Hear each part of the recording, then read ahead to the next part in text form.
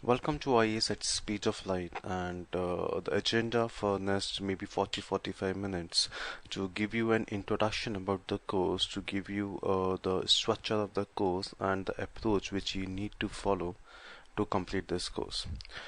So just to talk about the course, this is actually a very unique course for the UPSC and for other the government examinations where general studies play a very critical role. The unique thing about this course is the USP for the course is each subject, each conceptual subject would be supplemented by its super memory part, and by using that super memory part, you will be able to memorize hell lot of things which seems nearly impossible to remember or to memorize or to recall. Uh,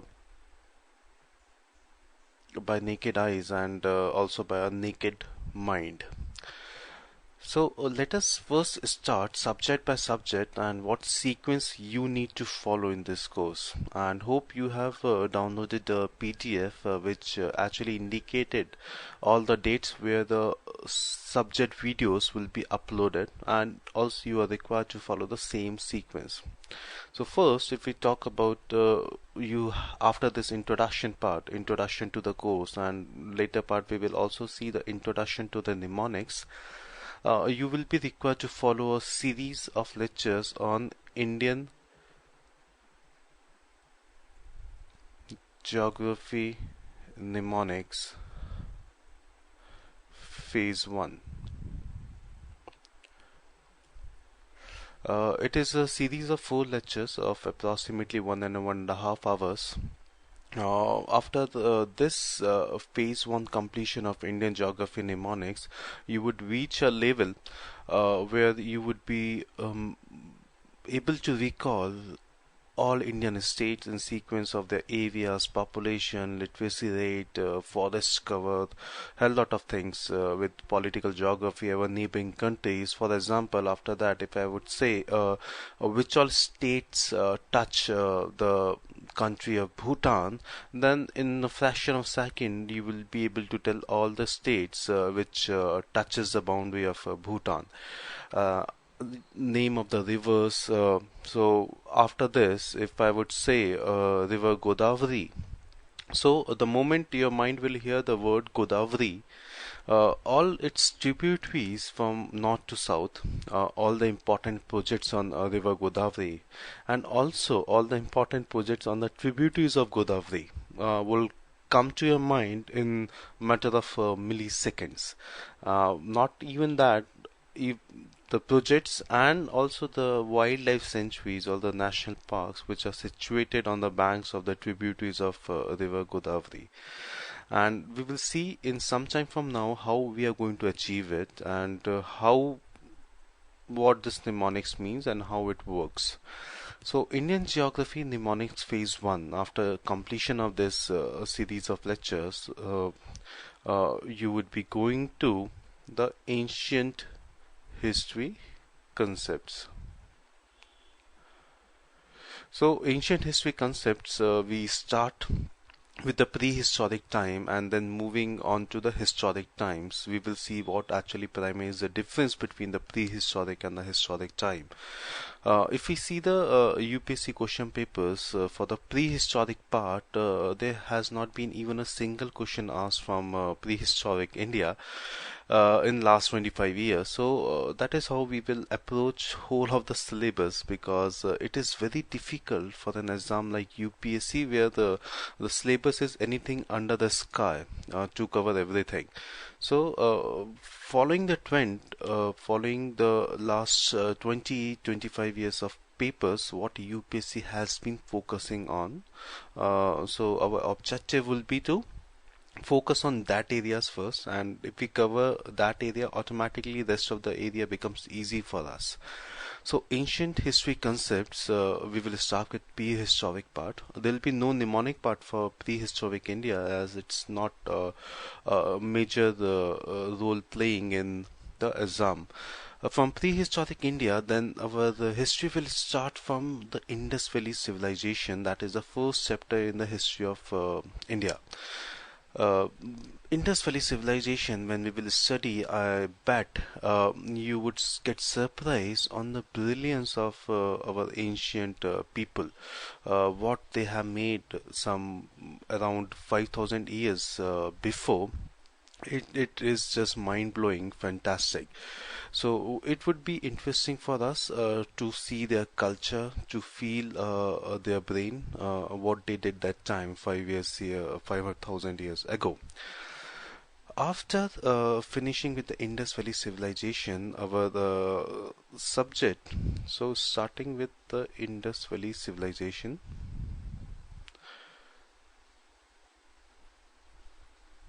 and to have a sequence for Indus Valley civilization, actually we are required around 20-25 minutes to spend on prehistoric India as well.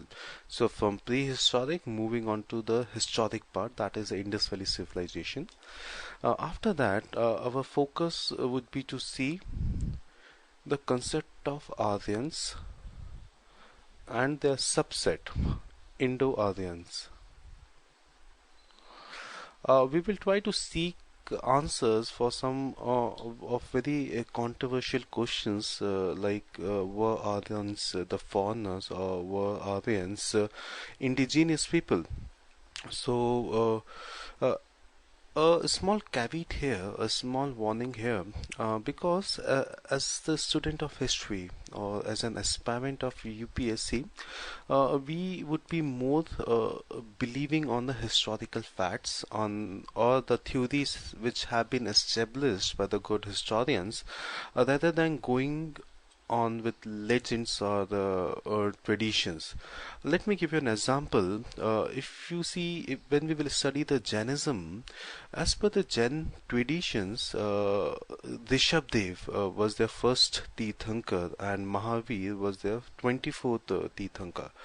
But when we see historically, actually Mahavir was the second Tirthankar and Pashavnath was the first Tirthankar whom we have any historical record.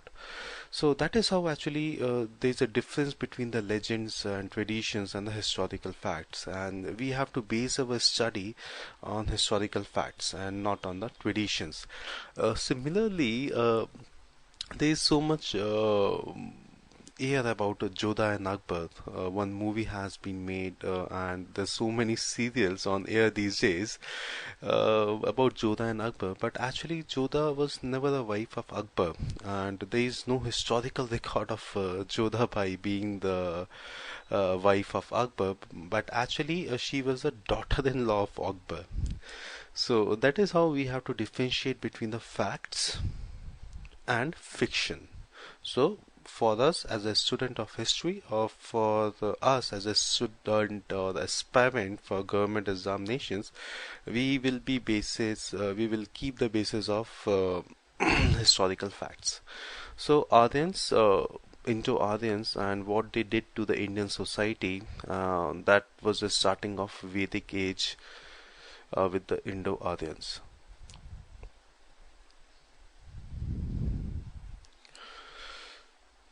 After finishing this part, and we will see 1000 BC, man started using iron as a major tool, and that actually brought a significant revolution in the historical civilization.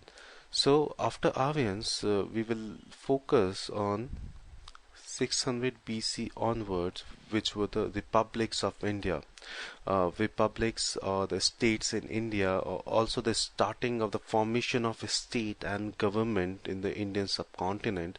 We will be seeing some Mahajanpadas, and out of those Mahajanpadas simply means a big empire, and out of those Mahajanpadas, one we will be focusing more, and that was the Magadha Empire. And then particularly with the Magadha Empire, we will see different kings, different dynasties, till one person, Ashoka the Great.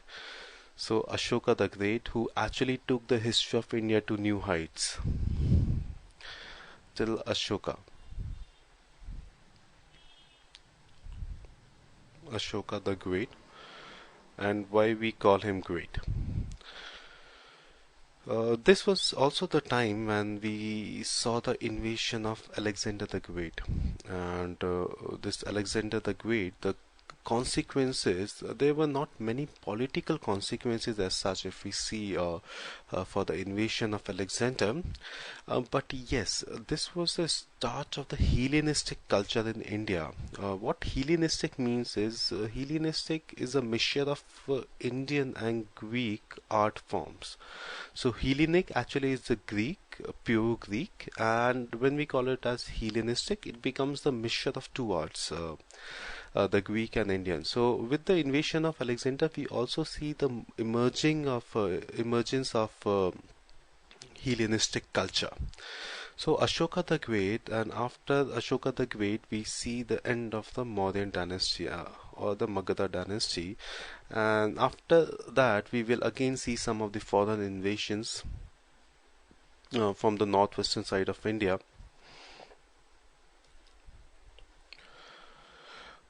Finishing that, we will move to the Guptas, the Gupta dynasty or the Gupta period, which is also known as the golden period in history for Indians, because this was the time when Indian economy was in a great boom.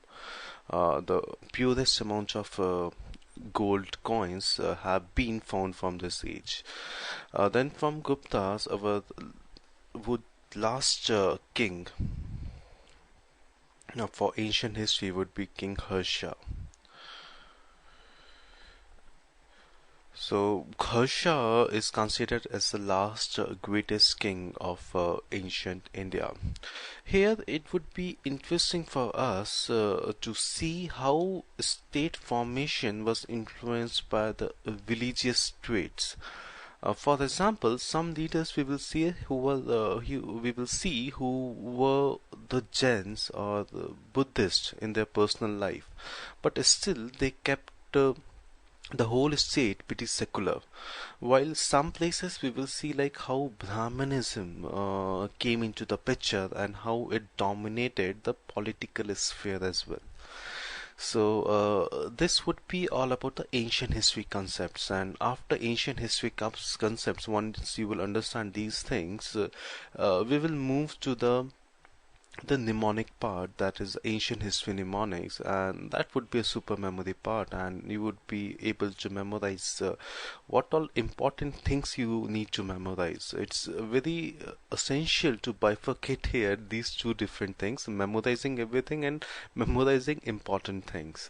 So we will use two things here. First would be the logical part, understanding the logical side of the subject, and secondly, memorizing the important things and not the unimportant things. So, after ancient history, our next thing concepts it would be ancient history, mnemonics. And in this session, we would be dealing with the pictures. Second part that you would be covering, it would be medieval history concepts. So medieval history we divide in three periods or three phases. One we call as early medieval history. Second is the Delhi Sultanate, and third would be the Great Mughals. So medieval history, we will start with early medieval history. In early medieval history, our first point of focus will be to see the background in which the influence of Arab people it increased in the world. We will talk about one war, the Sassanine versus Byzantine War, which was actually a Greek and the Persian Empire at that time, who were in continuous warfare, and that actually disrupted the whole Great Silk Route right from China, going from the top of India and then to the Rome. So, initially, when the trade was through this Silk Road, and because of this war between the Greeks and the Persians are the Iranians. So Greeks and the Persians, we will see this whole Silk Route got disturbed, and that is how the traders now started going by sea. And using a world map, we will try to analyze how the geographical location of the Arabian Peninsula it helped Arab to increase their influence in the world trade, and now they became actually the shippers from the China and India to the Europe and the Eastern African countries. So first would be the Arab influence in the world, and then we will try to see like how this increase in Arab influence it coincided with the birth of Prophet Muhammad and the rise of two cities Makkah and Medina, and that actually became the foundation for the Arab or the Muslim invasions into the Indian subcontinent as well, starting with Muhammad bin Qasim in 712 AD. So, early medieval period, first thing we'll focus about the Indo-Arab trade. Moving from there, talking about some three invasions in that time. That was Muhammad bin Qasim, Muhammad Ghazni, and Mahmud of Ghori. So after this early medieval part, we will see then the three regional powers in India that rose during that part. And then these three big powers disintegrated in the second phase of early medieval history. So this disintegration further brought a number of smaller kingdoms. Uh, this was the period when we will try to understand the concept of feudalism as well. Feudalism, what actually makes feudalism, what are the characteristics of feudalism, and how it affects the state policies. So this would be our agenda for the conceptual early medieval history. There also we will talk about the Rajputs, the various theories of Rajput origins. So early medieval history. Then we will move to the Delhi Sultanate. Delhi Sultanate. This Delhi Sultanate, before starting it, we will talk about two invasions, Ghazni and Ghori, the consequences of their invasions, and we will see gradually the invasion of Mahmud of Ghori led to the establishment of Delhi Sultanate in the subcontinent. And we will talk about one year particularly, that is 1192 AD. This is a watershed year in the history of India, where this is the second battle of Tehran, where the Mahmud Ghori defeated one of the strongest king of India at that time. It was Prithviraj Singh Chauhan. So Delhi Sultanate, we'll talk about the kings, various sultans, their policies. We will especially focus on the administrative setup of Delhi Sultanate and also the Mughal administration, because these sultans they were not of Indian origin, they were the foreigners, so they brought some different unique way of administrative traits from the Central Asia, from where they belonged, from the Central Asia. So we will see different institutions they introduce in India, and how those institutions they gradually modified as per the local requirements. We will see very some of the very interesting personalities like Muhammad bin Tughlaq.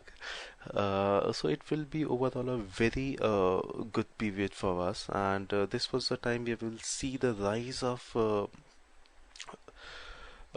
Sufi movement, rise of Bhakti movement, Sikhism. So all those things we will talk in Delhi Sultanate part. Both Delhi Sultanate and the Mughals, we will study in three parts. First would be the important kings and their policies, what they did, what they didn't do. Second would be the administrative structure.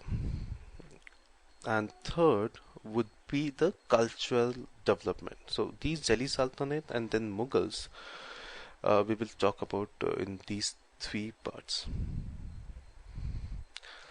For Mughals, again, we define a watershed year, that is 1526 AD, which is the first battle of Panipat, where the Babur defeated Ibrahim Lodi. We will see in what circumstances Babur was attracted towards India and defeated the ruling dynasties there. So we will finish with the medieval concepts there, and then we will move on to the medieval history mnemonics. That is the medieval history's memory part. After finishing with these ancient and medieval history, then we will advise you to go to the modern history mnemonics first. So medieval history concepts, then medieval history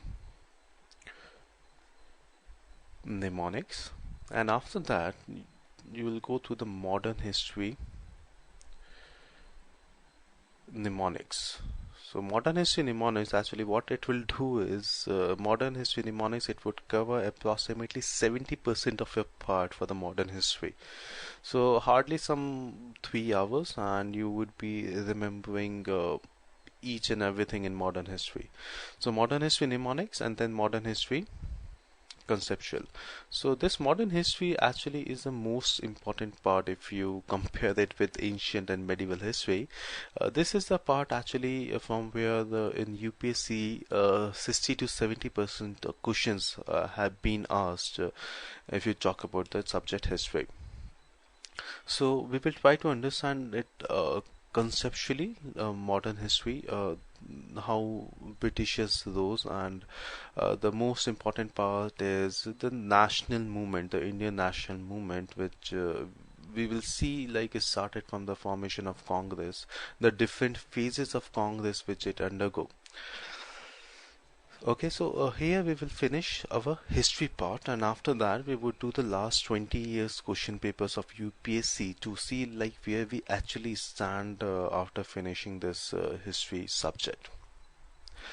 Now the books which you need to follow for this history, uh, for ancient history and medieval history, actually you need not follow any book, but if you don't have any girlfriend or boyfriend and you have a lot of free time, yes, you can go through these books.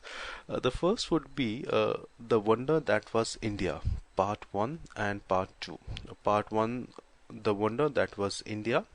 Part 1, it is by A.L. Basham, and Part 2, it is by Rizvi. For medieval history, another book which you can refer is the Satish Chandra, The History of Medieval India by Satish Chandra. For modern history, uh, one book, From Plassey to Partition. From Plassey to Partition. This book is a quite good book, so you can follow that. Plus also Bipin Chandra's India's Struggle for Independence also you can follow. People will say you when we actually start UPSC preparation, they ask us to first complete NCRT books from class 7 to class 12, and which is very difficult to understand because there are more than 25 NCRT books. So first we have to study 25 books, and then we will definitely forget all of these 25 books, and then we have to go for subject specialization books. So this is actually not required. You just focus on these concepts in the mnemonics part and some these of the books if you have time, and it would be more than sufficient to do well in general studies, particularly for the UPSC.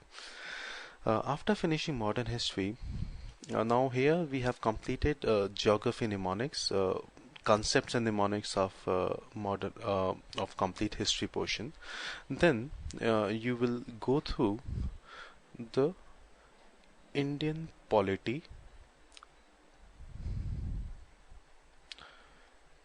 concepts. This Indian polity concepts, it will cover both parts, that is the constitutional and the non-constitutional part, and we will try to go to each and every act and see like what it implies. Second, again, it would be the Indian polity mnemonics, whereby if somebody will ask you what actually Article 371H is, and then you would immediately say it is Arunachal Pradesh, special provisions for Arunachal Pradesh. Similarly, for any act, any important act, like once that act number will come in front of you, you will say this act means so and so. So Indian polity concepts and then Indian polity mnemonics. Now we will shift our gears to the physical geography concepts. Okay, let me discuss what books you have to follow for Indian polity. You can follow D.D. Basu and P.M. Bakshi Baer Acts. So first would be the D.D. Basu and second would be P.M. Bakshi Baer Acts to understand the concepts of Indian polity.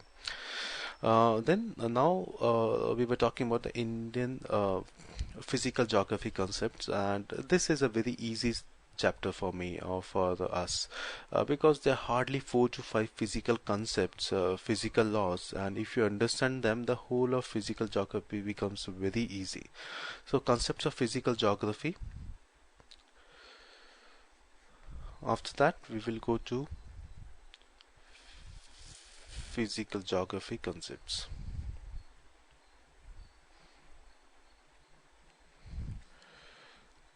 After physical geography concepts, we will focus on Indian geography,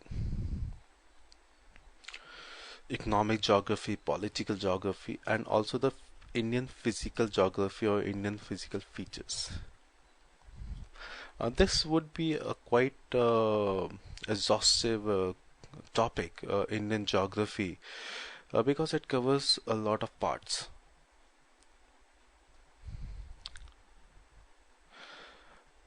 Finally, we will go to ecology in the same series of lectures, and we will talk about the basics of ecology and biodiversity. In this, we will also see the climate change, which is the hot topic nowadays. So, after that, we will see the basics of ecology and biodiversity. For geography, the books which you should follow are the NCERT class 11th and class 12th books for Indian geography, and plus one more book, Fundamentals of Physical Geography by Goshing Long. After finishing this geography part, we will have second phase of mnemonics for Indian geography, and this time it will be environment part also that would be included.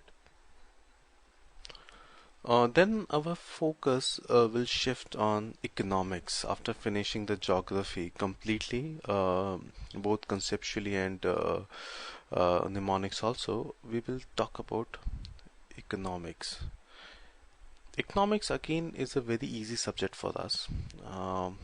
We will try to understand the whole economic scenarios what we see now using a simple story of no money village, a village where there was no concept of money. They were using barter system, and from there we will gradually evolve different economic concepts. We will see how people needed in that village that particular thing, and then it gradually evolved. So first finishing with the economic concepts, there are some technical words which you have to remember in economics, otherwise it's a very easy subject to learn and understand also. So economics, first we would be talking about no money village, from there gradual development of economic concepts, and then the contemporary issues which you will find daily in the newspaper.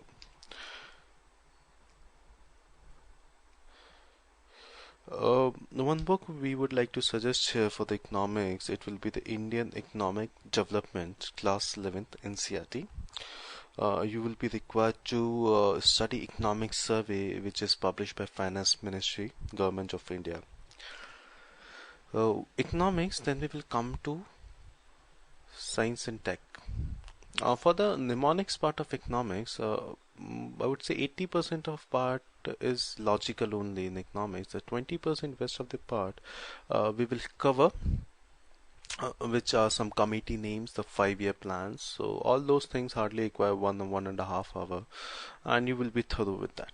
When we will talk about science and technology, our focus will be more on the application of science. That is the technology part, and that is the trend of UPSC as well.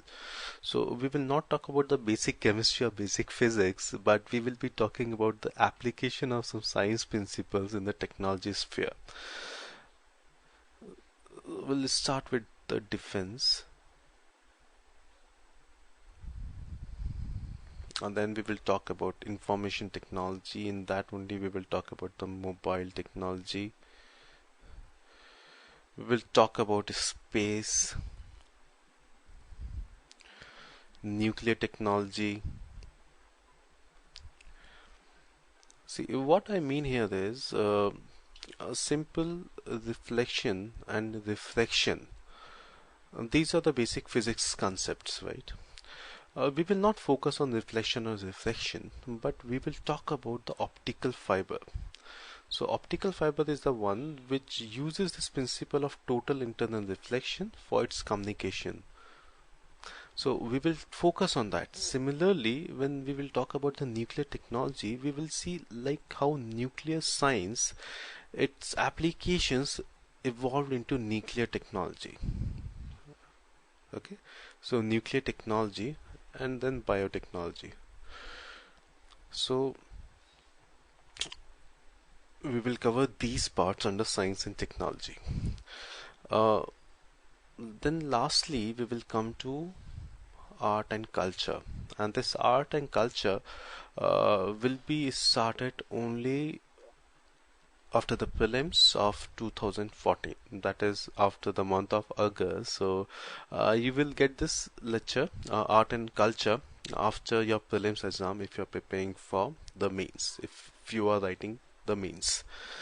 So these are the sequence and structure of the course, and we advise you to go as per this structure only, because some part actually links with the other, and particularly with the mnemonics we have formed it like, I mean, if you follow this structure it will be quite good for you. Now let us see what this mnemonics is all about. We have been talking about mnemonics, what actually it means. Mnemonics, if in general we say it is aid to the mind, aid to the mind, or helping our mind to memorize things faster, right? But here again it's quite confusing. What help we can give to mind, or what can be the aid, because this aiding or this helping, it differs in different scenarios, and it differs in different conditions. For example, a person handicapped by legs, he may require a wheelchair, or a person who is blind, he may require special lenses. So helping or aiding actually differs in different scenarios. Now let us see what we require to aid or to help with our mind to memorize or recall fast. This let us do with an exercise. Now I would like you to close your eyes. We will do an activity here to understand actually what our mind requires, what help we can give to our mind. You need to close your mind, right? And I would be saying few words, and you should close your eyes, and then the first thing after hearing that word, what it comes to your mind, you just think of it. Okay, so just close your eyes.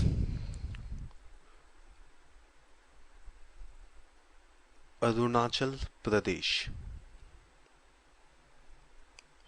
Mizoram, Article 148, Visakhadatta, Indus, Chandragupta Maurya, Arun Jaitley, a bottle of a bottle of rum, traffic light, branch of a tree, bus, and Lord Ganesha. Okay, so now you can open your eyes. When I said Arunachal Pradesh, what came to your mind? It's very difficult. There was no picture for Arunachal Pradesh in your mind. When I said Mizoram, what came to your mind? Hardly anything, because we don't have any picture of Mizoram. When I said Article 148, again, our mind doesn't understand 148. There was no picture in front of you. When I said Vishakha Datta, again, it was no picture. For some people, it may be Vishakha, some girl they knew. So Vishakha came to their mind. Indus, again, we don't have any picture of Indus. Chandragupta Maurya, again, a blank. But the moment I said Arun Jaitley, what instantly came to your mind? It was the picture of Arun Jaitley, the leader of BJP. When I said a bottle of rum, it was a clear picture of rum, a bottle of rum. When I said traffic signal, again a picture of traffic signal, it came to you. When I said a branch of a tree, again we had a picture of branch of a tree, it came to our mind. When I said bus, or when I said Lord Ganesha. So here it is very clear our mind thinks in pictures. So when I said Article 148, it went blank. But the moment I said traffic signal, yes, we had a picture, traffic signal. The moment I said Arun Jaitley, we had a complete picture of Arun Jaitley in our mind. And similarly, when I said Arunachal Pradesh, our mind was blank because we don't have any picture of Arunachal Pradesh. So the purpose or the objective of this activity was to find out actually how our mind thinks, and the same way we can help our mind. So our mind thinks in pictures. When I say Michael Jackson, there's a picture of Michael Jackson comes in front of you. When I say Atal Bihari Vajpayee, again the picture of Atal Bihari Vajpayee comes in front of you. When I say school, so is it the word which is coming to your mind, or is it the picture of any school? You may be having your own schools. So school, a picture comes to our mind. When I say cycle, again, when I say cycle, the moment I say cycle, the picture of cycle comes in front of me. So this is the hidden potential of our mind. Our permanent memory is consistent of pictures. So our mind thinks in pictures, and picture is the language of our mind. So in this course, we will help you to talk with your mind in its own language, and that is the language of pictures. Now another question comes, okay, for something we have pictures, we know what TV is, we know what a book is, we know what a laptop is, we have pictures for these items. But what about digits? What about numbers? So moment I said Article 148, it was a digit, how I can convert a digit into picture. But here you will require some practice. And we will tell you how we will convert digits into pictures. For that you have to practice a bit. 1. When I write 1, okay, so 1, if I put one stroke here, it becomes T. Or again with one stroke I can write D. You can write these down, you can note these things down in your notepad. 2. Again, if I make it opposite this way, if I bring it this way and this portion it becomes down, then it with symbols like N. That is the 2 strokes. 3. Again, if I write 3 upside down, it becomes M, or with 3 strokes. 4. is R. How it becomes R? Because in most of the languages, like English, we call it fourth. Last is R.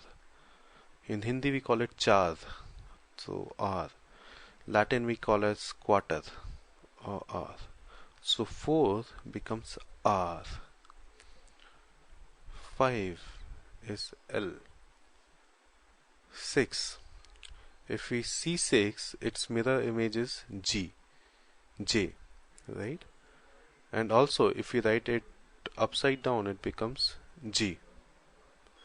7 is K, because with two sevens we can make K.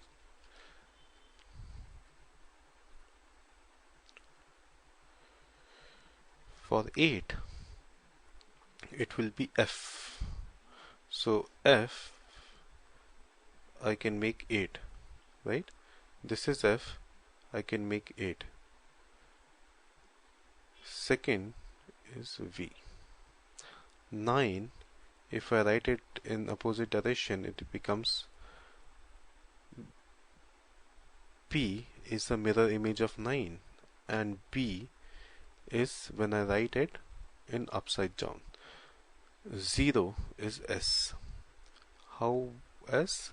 Sun is round, right? And first letter of sun is S. So 0 become S. So this initially looks a bit difficult. So 1, T and D, you have to practice it. 2 is N, 3 is M. 3, if I write it like this, it becomes M. 4 is R, 5 is L, 6 is J or G, right? J is the mirror image of 6, and we can write 6 as G also. 7 is K, 8 is F or V, 9 is P or B, and 0 is S. So this thing, it will come with practice, and you are required to practice it.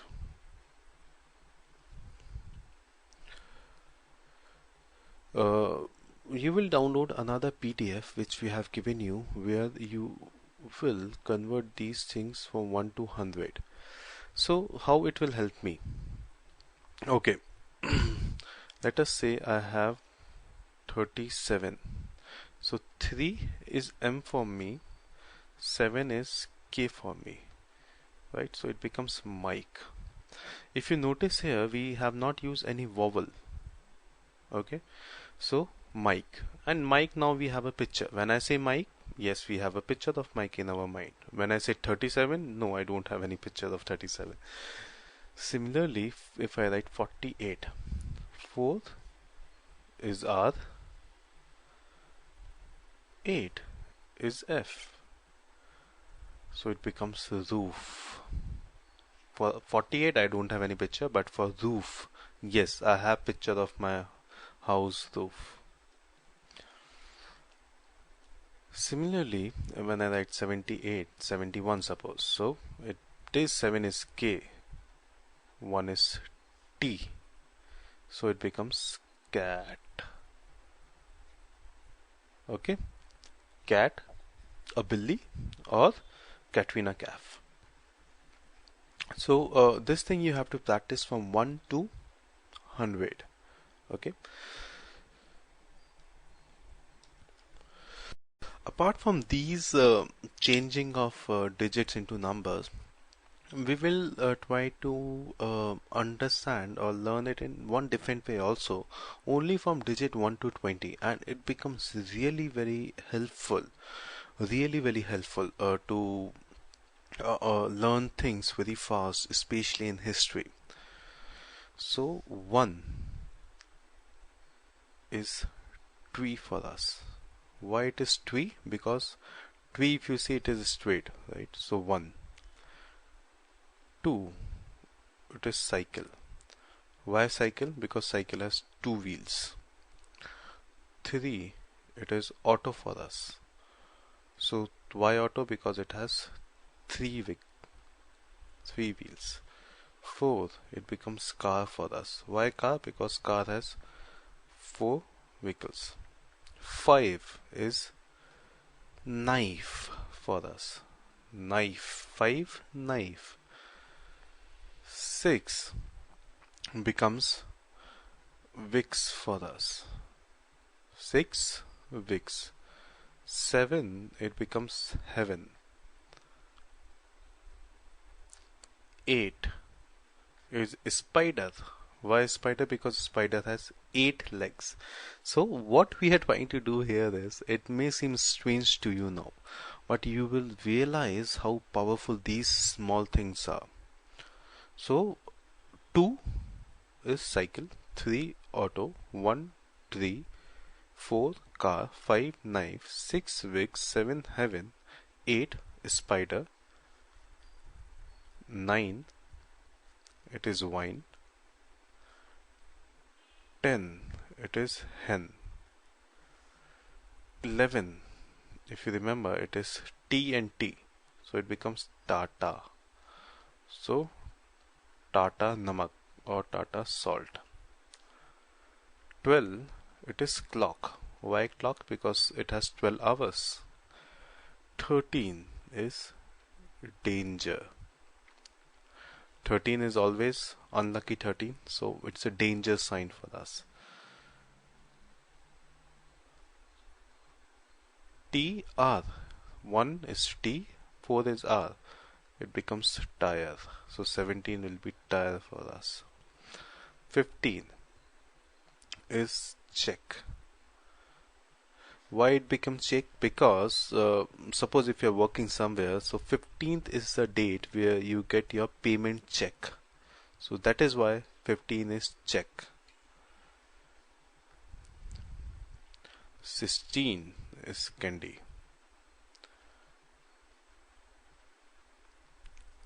Sweet 16, that is candy. 17 is magazine for us. 17 is a one very famous magazine. You can go to the Google and you type 17 magazine. You'll find it. It's a very famous magazine. 17. 18 it's polling booth.